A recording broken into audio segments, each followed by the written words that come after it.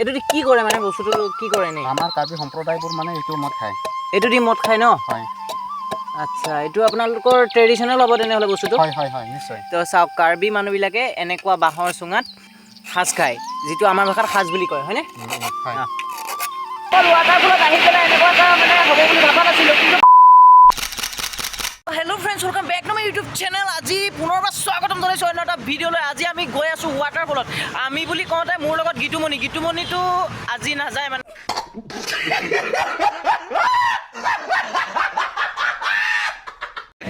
কান্দি আছে তাই খং বহুত খং আজি তো আজিৰ ভিডিঅ'টো মই আৰম্ভ কৰিছোঁ তাইৰ ষ্ট'ৰৰ পৰা এইখন ষ্ট'ৰতে তাই কাম কৰে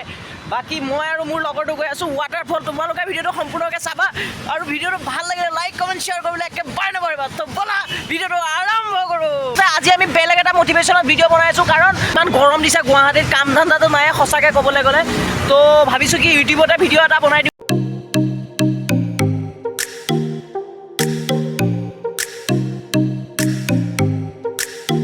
বন্ধুসকল আমি আহি পালোহি আপোনাৰ এইটো আপোনাৰ গাৰবাংগা মানে পাহাৰটো যোনটো আছে পাহাৰটোৰে একদম ওপৰলৈ উঠি যোৱা যোনটো ৰাস্তা সেই ৰাস্তাটোৰে পাহাৰৰ মাজে মাজে আহি আছোঁ আহি পালোহি আজি ইয়াতে এটা শিৱ মন্দিৰ আৰু তাতে ৰখিলোঁ আৰু সোমবাৰ আজি যিহেতুকে সেইটো কাৰণে বহুত ওপৰলৈকে উঠি আহিছোঁ ক'বলৈ গ'লে আৰু যাব লাগিব একদম ওপৰত আছে ন তো মানে জাগাখিনিৰ বিষয়ে ক'বলৈ গ'লে আনবিলিভেবল গাইছ একদম পূৰা মানে আপোনাৰ সেউজীয়া ঠাণ্ডা একদম পূৰা মন চন ভাল লাগি যাব আপোনালোকৰ আহিব গৰম দিনত আহিব লাগিব তেতিয়াহে হ'ব মানে এইটো ছিজনতে আজি মনটো বেছিকৈ ভাল লাগি আছে কাৰণ আজি বহুত দিন পিছত আকৌ পাহাৰৰ মাজত সেউজীয়াৰ মাজত বহুত বেছি ভাল লাগি আছে তো সেনেকুৱা কথাটো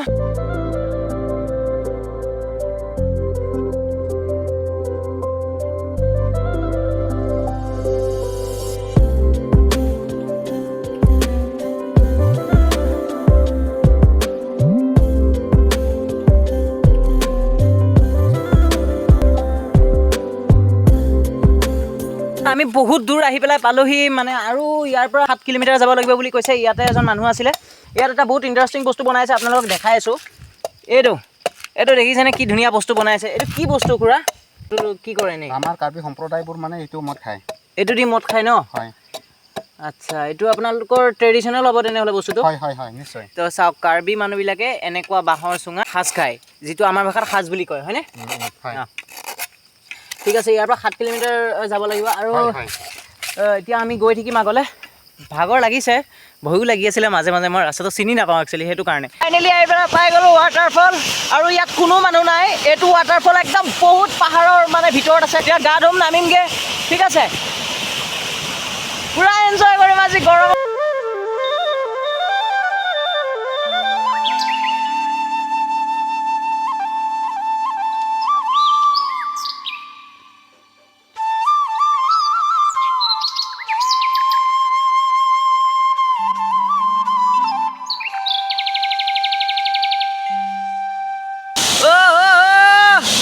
পুৰা চাৱাৰৰ নিচিনাকৈ ইয়াত বৰষুণ পৰিলে আৰু পানী পৰে চাগে